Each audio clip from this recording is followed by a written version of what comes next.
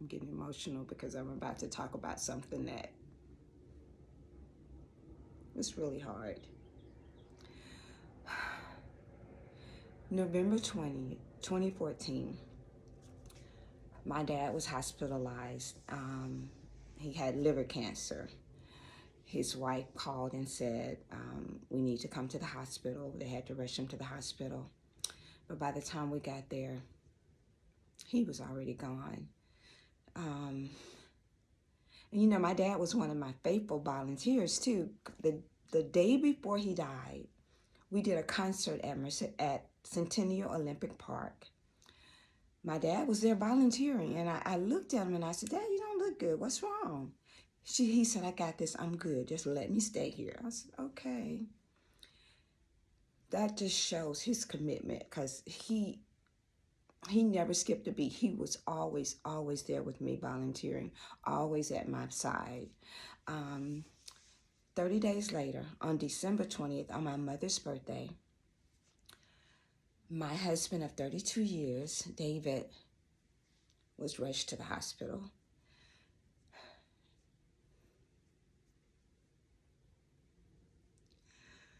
Whew. He had kidney failure, kidney cancer. And when I got to the hospital, because I wasn't home when they took him to the hospital, I got to the hospital and he was gone.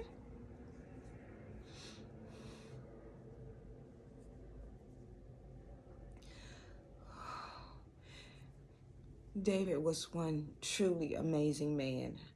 I was surrounded by people who had a heart for people, like my husband, my dad. David would give you the shirt off his back. That's how great of a man he was. He really was. And not too long after that, my mom went to the hospital. She was really sick. I didn't know that she was really sick.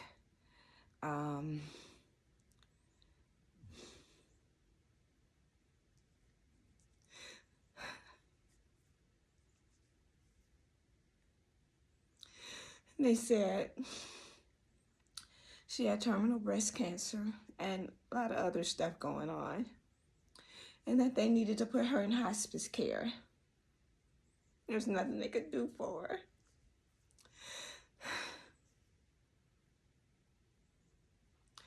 But while she was in hospice,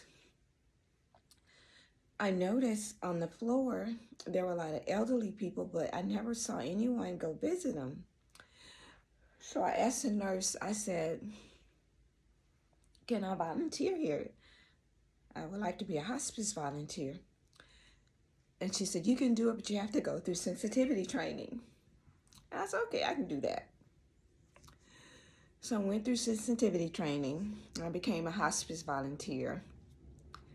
People laughed at me. They said, I can't believe you want to do that. Who would want to be with people when they die? And I said, well, we have someone when we come into this world, so I think it's great to have someone holding your hand when you leave this world. I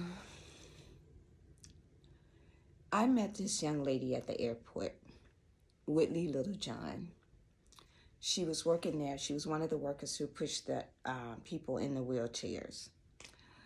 And when I saw her, I didn't know her then. When I saw her, I said, young lady, are you okay? You don't look good today. And she said, what do you mean I don't look good? I said, I didn't mean it like that. I mean, you look like you don't feel well. She said, I don't. I'm not feeling well at all today. And I said, well, is that your grandmother? Can I push her wherever she's going? She said, no, it's my job. And if someone else sees you doing that, I'll get fired. So I said, where's your supervisor? Because you clearly need to sit down. So they allowed me to take the lady to, after I showed my ID and everything, they allowed me to take the lady to her ride outside. And I went back to Whitley, and she was in the ladies' room, stumped over the sink. just crying like a baby. And I said, you need to go to the hospital? What do you need? Tell me what's going on. So she said, I have cancer and some other ailments. But I'm going home. I have medicine at home.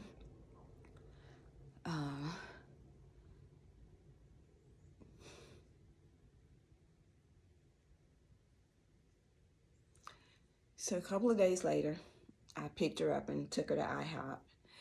And we had a very long talk. And I learned that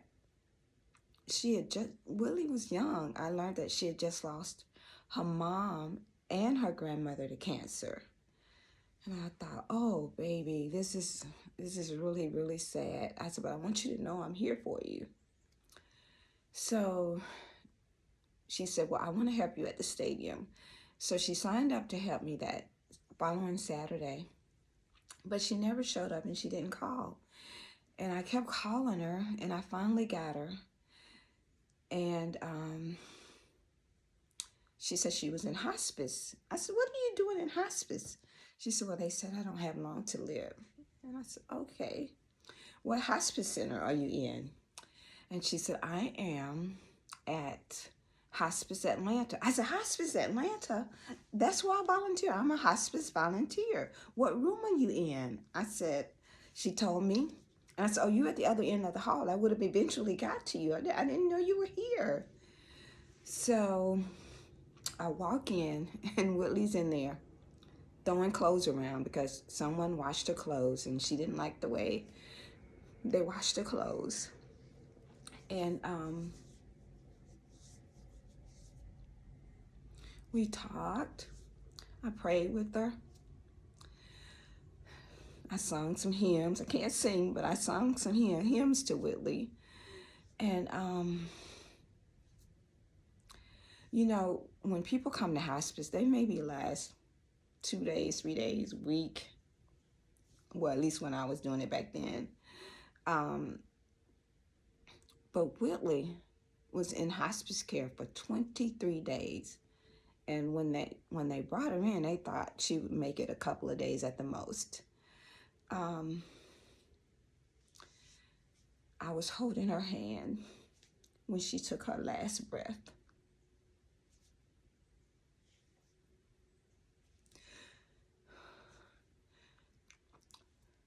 I love being a hospice volunteer. I really did.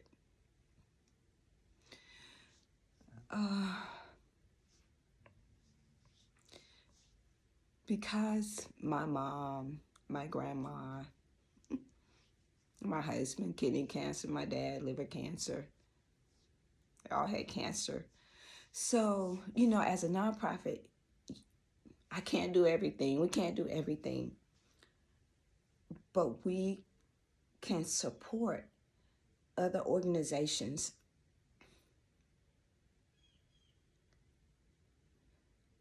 that are doing things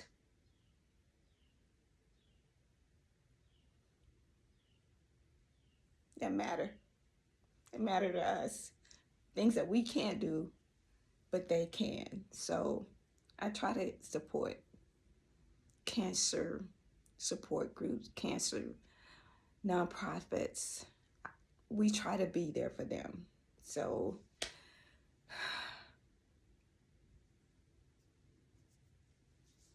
cancer sucks. Cancer sucks. Cancer really sucks.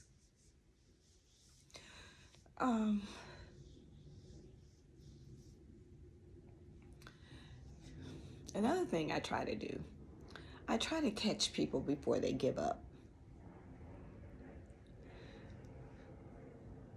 Before they give up hope. Because once they do that, it gets really, really hard. It gets really hard.